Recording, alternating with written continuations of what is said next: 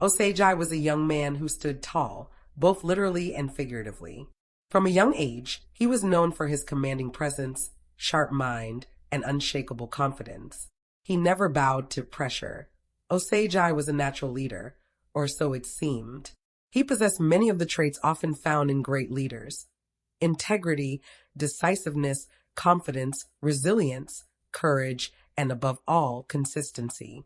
When faced with challenges, he didn't flinch. When others faltered, Osagi stood firm. But beneath the surface, Osagi's leadership had cracks, ones that ran deep and silent. He lacked empathy. He rarely paused to understand others' feelings or perspectives, often dismissing emotional expression as weakness. To him, strength was in stoicism, and control was in showing no vulnerability. His communication style was cold and rigid. Osagi's biggest weakness, perhaps, was his inability to motivate or inspire others. While he led with strength, he failed to uplift. His pride and ego wouldn't allow space for collaboration or input. He believed asking for help or considering others' opinions was a sign of weakness. "I know what's best" was not something he said aloud often, but it was written into the way he carried himself, the way he dismissed others with a glance or a sigh. This was most evident in his relationship with his siblings. Osagi never took a joke lightly. To him, their distance was confirmation of his power. "They respect me," he'd say to himself. But in truth, they feared upsetting him, feared the aftermath of a casual comment misunderstood as an attack. All of Osagi's carefully built world, his ideas of strength, power, and leadership, was about to be tested, not by a confrontation, but by something far more difficult to ignore. It came in the form of Samuel, his cousin. Samuel arrived at the family compound in the dry season. His visit timed perfectly for the long holiday. He stepped out of the rusty taxi with a backpack slung over both shoulders and a bright, effortless grin on his face. His laughter came quickly, as did his words, too quickly for Osagi's liking. Samuel was a year younger, slightly taller, and lankier. He lacked Osagi's dense frame and commanding posture. In fact, he was the complete opposite: cheerful, talkative, and unapologetically warm. He had a way of including everyone in the room, making each person feel like the most interesting one there.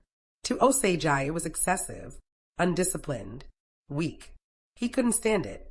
He often watched them from a distance with a tightening in his jaw, thinking, how can someone who talks so much expect anyone to respect him?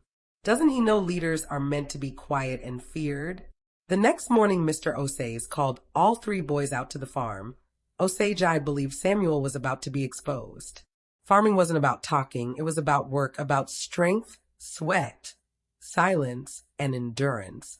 It was where Osagi shined, where he had always dominated his brother, and where respect was measured. But the earth had other plans. To Osagi's surprise, and then quiet shock, Samuel worked with the ease of someone born to till the land. He dug deeper, made longer and straighter ridges, and moved faster between rows. He understood the soil instinctively, adjusting water flow, shifting angles for better seed coverage. Osagi stood there, soil clinging to his boots, his grip tightening around his hoe.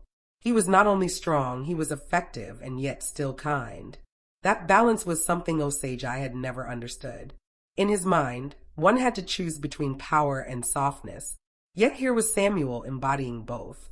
The most humiliating moment came when their father clapped Samuel on the back and said with genuine pride, "You are a real farmer. You surprise me well."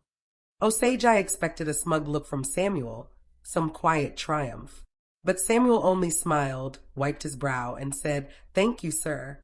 No arrogance, just gratitude. Osagi had no words. A man who could outwork him, outperform him, earn respect without demanding it.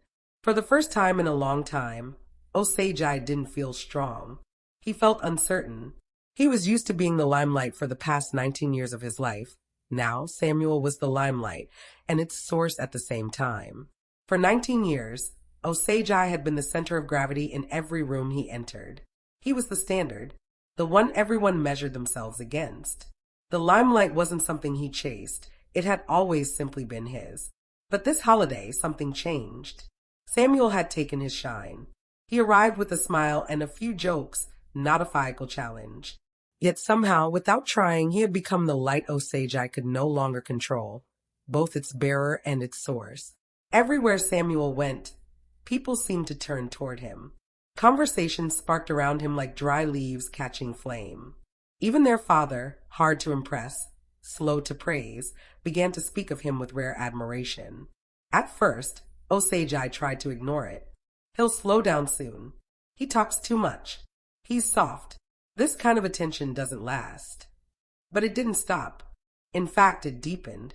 Within days, Samuel had done something Osagi had never dared to attempt. He brought in a local professional to help install drip irrigation in their Mr. Osagi's farm. It was a simple but revolutionary act, one that transformed the dusty old farmland into a system that conserved water, improved yield, and reduced labor. Their father beamed with pride.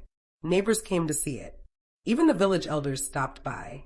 Osagi watched it all unfold, like someone watching his reflection fade from a mirror. Samuel didn't just farm better. He sang as he worked, his voice smooth and joyful. He knew how to hold a conversation. He was gifted in ways Osagi had never considered valuable until now. And to top it all off, Samuel had just gained admission to study law at the university. Law, one of the most prestigious courses, a ticket to the elite, a crown in many households, while he had decided that a secondary education was enough for him. Everyone was talking about it. At dinner, Osagi sat stiffly as their father praised Samuel's initiative. Ifosa laughed with him, asking for legal advice about imaginary cases. Even their mother, who was often quiet, said with pride, "You will soon wear that wig and gown and make all of us proud." "God bless your head, Samuel." Osagi forced a smile, chewing slowly. Each word of praise felt like a stone pressed against his chest. And for the first time, he wondered what it felt like to be Ifosa, to live in the shadow of someone brighter and louder. It was a bitter, confusing feeling. He had always looked down on Ifosa for being passive, emotional, forgettable. But now he felt the sting of being second best, and it unsettled him deeply. Still, another part of him clung to anger. Maybe he's just showing off, Osagi thought. Maybe he's overcompensating, trying too hard to impress everyone. He's not even from this house. He's just a visitor. And visitors always bring their best behavior. Let's see how long he keeps it up.